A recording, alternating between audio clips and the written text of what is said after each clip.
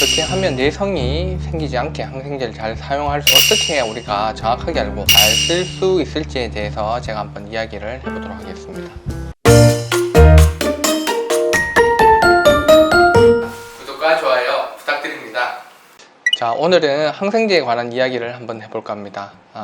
저희가 이제 항생제를 쓴다고 하면 내성이 걱정이 돼서 항생제를 이제 쓰고 싶지 않아 하시는 분들이 많은데, 항생제가 뭔지부터 좀 알아야 되겠죠. 항생제는 우리가 이제 미생물에 대항해서 만들어진 약물을 우리가 총칭하는 거고요. 사실은 항생제의 범위로 보면요, 항진균제도 있고 항바이러스제, 항원충제 이런 것들을 다 묶어서 항생제라고 합니다. 근데 오늘 이야기 드릴 것은 그 중에서도 우리가 항균제, 세균에 대항하기 위해서 만들어진 약물을 제가 이야기를 할 거고요.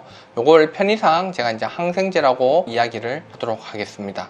자, 최초의 항생제는 우리가 1928년에 알렉산더 플레밍이라는 분이 세균 배양을 하면서 우연히 푸른 곰팡이가 자라나게 됐는데, 그 푸른 곰팡이가 주위에 있는 세균들을 다 죽이는 것을 보고 만들어낸 것이 페니실린입니다. 페니실린이 보급되고 이게 참 좋은 약이다 이렇게 이제 널리 알려지게 되니까 많은 나라에서 이제 페니실린을 많이 사용했겠죠. 그런데 이 페니실린이 사용되고 난 뒤에 얼마 되지 않아서 이제 그때부터 내성균들이 출현을 하기 시작했습니다.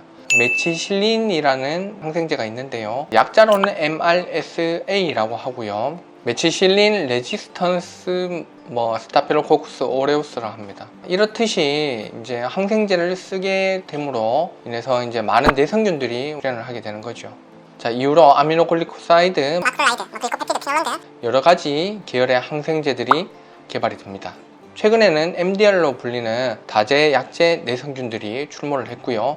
PDR로 불리는 우리 이제 광범위 항생제 내성균들이 이제 보고가 되고 있습니다. 그러면서 우리 이제 사람과 이제 미생물의 전쟁이 진짜 본격적으로 시작이 되는 겁니다. 자, 그렇다면 이 항생제를 어떻게 사용해야 우리가 올바르게 사용하는 것인지, 또 내성을 줄일 수 있는지 한번 알아보도록 하겠습니다. 자, 세균이 항생제 내성을 획득하는 기전은 우리가 크게 두 가지가 있고요. 첫 번째로는 자연 내성이고, 두 번째로는 획득 내성입니다. 자연 내성은 세균이 항생제 물질에 대해서 자연적으로 그냥 내성을 획득하게 되는, 획득 내성은 항생제의 내성을 가지고 있는 다른 균이 자기의 내성 그 유전자를 다른 세균한테 우리가 전달해주는, 그렇다면 이 내성을 차단하기 위해서는 어떻게 해야 될까요? 우리 몸이 세균 감염에 대해서 항생제를 사용한다고 가정했을 때 우리가 고용량으로 충분한 기간 동안에 사용하면 목표로 하는 그 세균을 보통은 다 죽일 수가 있습니다. 그런데 우리가 이제 충분한 기간 동안에 사용하지 않고 임의로 약을 이제 중단하든지 하면요, 한 마리가 살아남게 되는 겁니다. 그러면 그 한 마리가 우리가 내성을 획득하게 되는 거죠. 이제 계열이 한 두 가지 정도로 우리 크게 좀 나눌 수 있는데, 살균 작용을 가진 항생제고, 또 다른 계열은 정균 작용입니다. 이 두 개 차이가 뭐냐면요, 살균제는 요 항생제는 실제로 요 균을 죽이는 겁니다. 정균제 계열 항생제는 뭐냐면요, 세균이 분열하는 거, 이제 번식하는 거를 막는 거죠.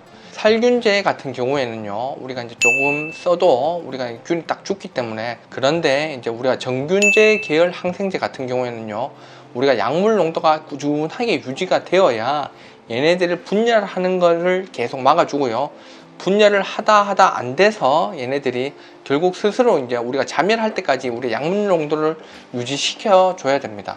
그래서 이런 정균제 계열 약물들은요, 우리가 이제 약을 안 빼먹고 복용하는 게 참 중요하거든요. 의사 선생님이 처방해 준 대로, 지시한 대로 항생제를 꼬박꼬박 잘 드셔야 됩니다. 사실 이제 몸에 좋지 않다, 그 다음에 내성이 문제가 된다, 이런 말들을 듣고요, 항생제 사용하는 것이 이제 무서워서 임의로 끊게 된다면 이게 이제 항생제 내성을 만드는 지름길이라는 거 알고 계시면 좋겠습니다.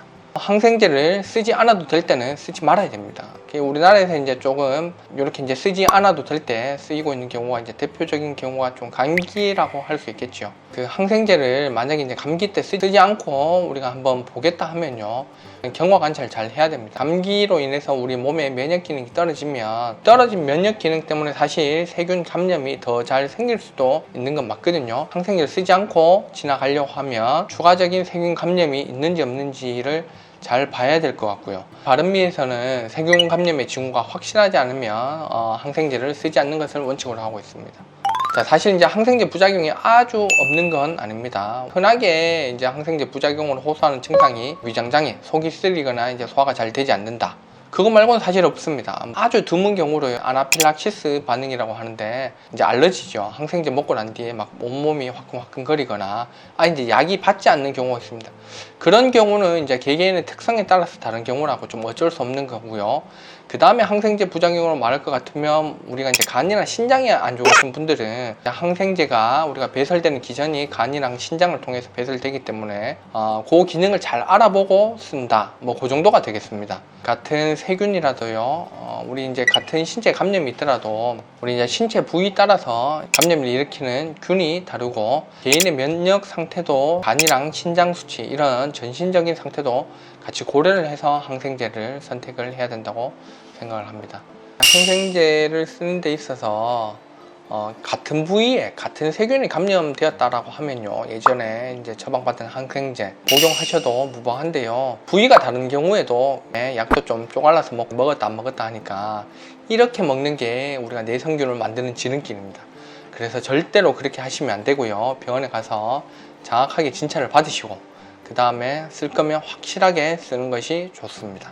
자, 오늘 항생제에 대해서 알아봤는데요, 그렇습니다. 항생제 내성 참 무서운 말이죠. 그런데 우리가 이제 정확하게 잘 알고 우리가 잘 대처를 한다면 우리가 이제 내성 출현 빈도를 확실하게 줄일 수가 있고, 임의로 항생제 복용을 중단하거나 우리가 집에 남아있는 약을 드시거나 한 일이 없었으면 좋겠습니다. 자, 여기까지 바른미 이비인후과 원장 최요한이었습니다. 감사합니다.